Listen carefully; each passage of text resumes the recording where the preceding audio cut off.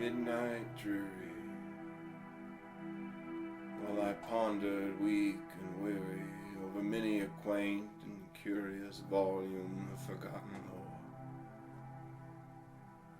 As I nodded, nearly napping, suddenly there came a rapping as of someone gently tapping at my chamber door.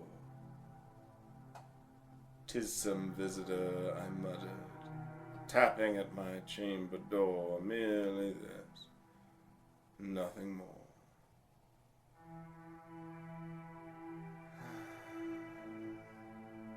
Distinctly I remember it was in the bleak December, and each separate dying ember wrought its ghost upon the floor. Eagerly I awaited the morrow. Vainly I had sought to borrow from my books surcease of sorrow, sorrow for the lost Lenore. The rare and radiant maiden whom the angels named Lenore, nameless here forevermore.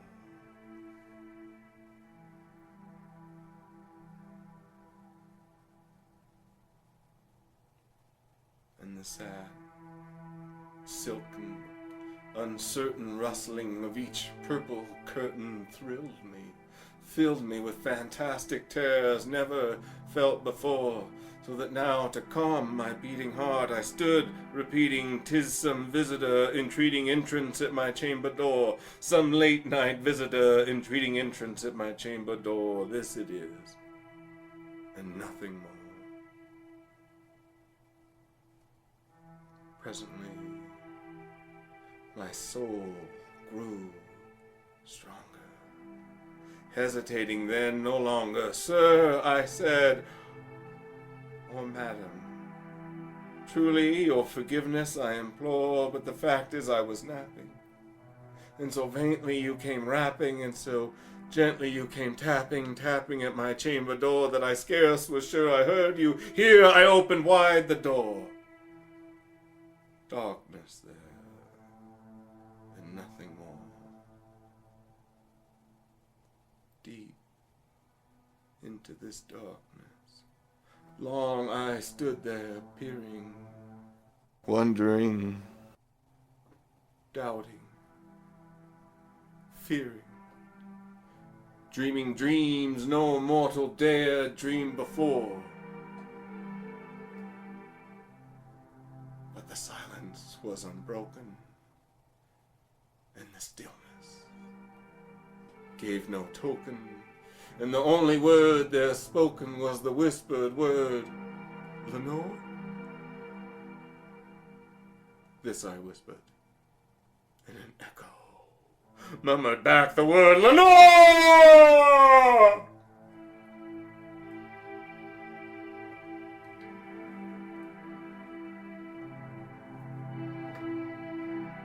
Merely this, and nothing more. Back into the chamber turning, all my soul within me burning. Soon again I heard a tapping somewhat louder than before. "Surely," said I, "surely this is something at my window lattice. Let me see what thereat is, and this mystery explore. Let my heart be still a moment, and this mystery explore. 'Tis the wind, and nothing more. Open here I flung the shutter, when with much flirt and flutter in there stepped a stately raven from the saintly days of yore. Not the least obeisance made he, not a minute stopped or stayed he, but with means of lord or lady perched above my chamber door, perched upon a bust of Pallas, just above my chamber door, perched and sat, and nothing more. Then this ebony heavenly bird, beguiling my sad fancy into smiling, by the grave and strange decorum of the countenance he wore. Though thy crest be shorn and shaven, thou, I said, art sure no craven. Ghastly, grim, an ancient raven, wandering from the nightly shore, tell me what thy lordly name is on the night's Plutonian shore. Quoth the raven, nevermore.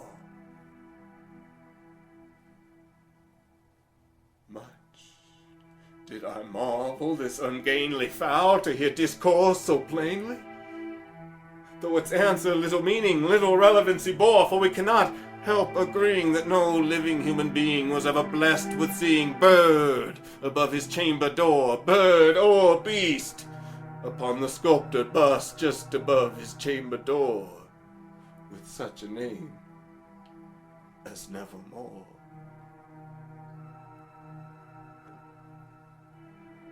But the raven, sitting lonely on the pallid bust, spoke only that one word, as if his soul in that one word he did outpour.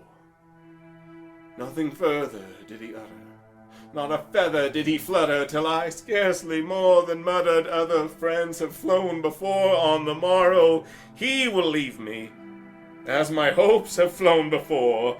Then the bird said, nevermore. Startled at the stillness broken by reply so happily spoken, doubtless, said I, what it utters is its only stock and store, caught from some unhappy master, whom unmerciful disaster followed fast and followed faster, till his songs one burden bore, till the dirges of his hope that melancholy burden bore of nevermore.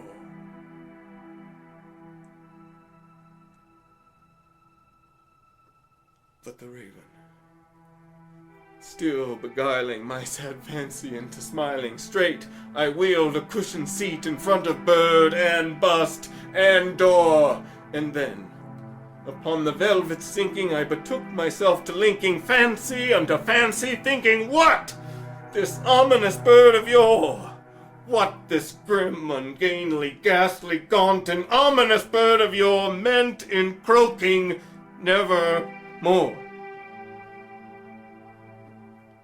This and more I sat engaged in guessing, but no syllable expressing to the fowl whose fiery eyes now burned into my bosom's core. This and more I sat divining, with my head at ease reclining on the cushion's velvet lining, with the lamplight gloating over, but whose velvet violet lining with the lamplight gloating over she shall press nevermore. And then methought the air grew denser, perfumed by an unseen censer swung by seraphim, whose footfalls tinkled on the tufted floor. Wretch, I cried, thy God above hath sent thee. By these angels he hath lent thee respite, respite, and nepenthe from thy memories of this lost Lenore. Quaff this kind nepenthe, and forget this lost Lenore. Quoth the raven, nevermore. Prophet, said I, thing of evil,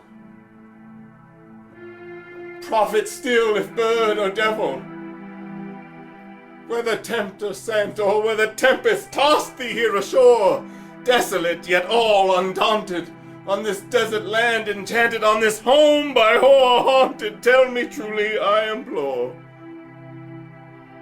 is there balm in Gilead?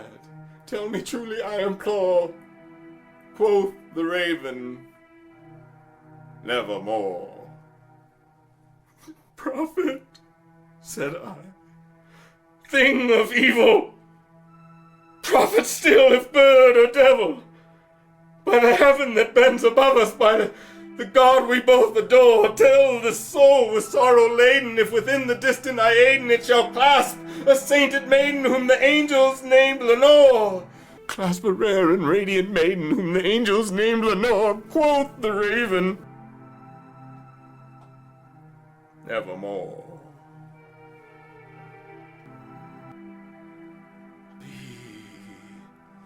That word, or sign of parting bird, or fiend, I shrieked, upstarting.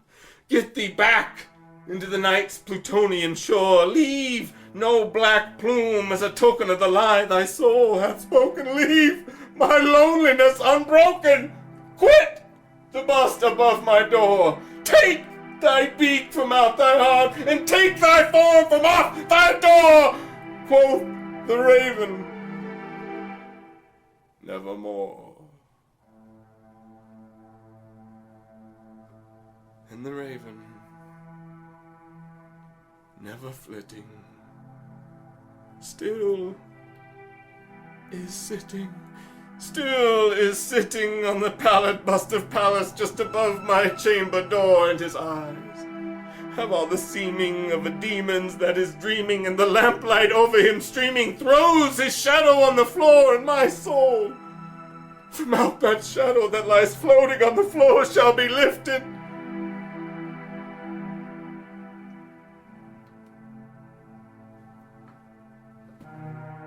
Never